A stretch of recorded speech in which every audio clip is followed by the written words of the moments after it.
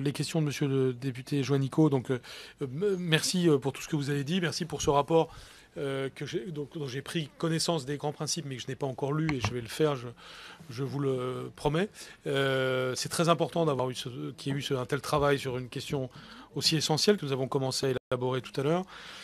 Je vais directement aux deux. Il y aurait beaucoup à dire. Je vais directement aux deux questions que vous avez posées là-dessus. Sur la fusion des deux inspections générales, oui, nous en prenons le chemin.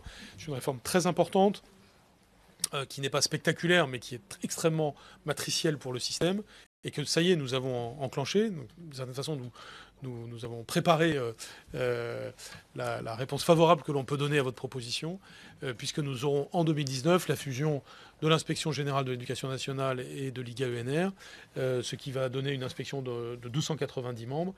C'est assez considérable si on y ajoute aussi l'inspection générale de la jeunesse et des sports, qui est un sujet dont nous parlons justement, dont nous parlions avec la précédente ministre des Sports et avec l'actuelle, pour arriver à la fois une inspection plus puissante, une inspection plus diverse et une inspection dont le rôle est renouvelé dans le sens que vous avez un rôle de soutien aux établissements, avec des effets matriciels sur l'ensemble du système, notamment sur les corps d'inspection régionaux, qui seront ainsi positionnés dans cette idée d'aller aider les établissements dans leur évaluation, dans leur auto-évaluation aussi, et dans les contrats d'avenir qu'ils se donnent.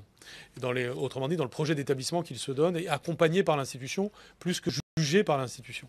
C'est tout à fait le sens dans lequel nous allons aller, et qui rejoint certains points qui ont été abordés aujourd'hui.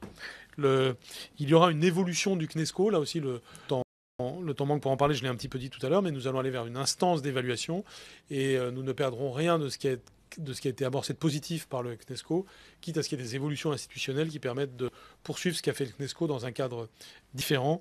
C'est un travail qui est aussi amorcé. Nous parlerons certainement beaucoup dans le cadre de la nouvelle loi. Sur les questions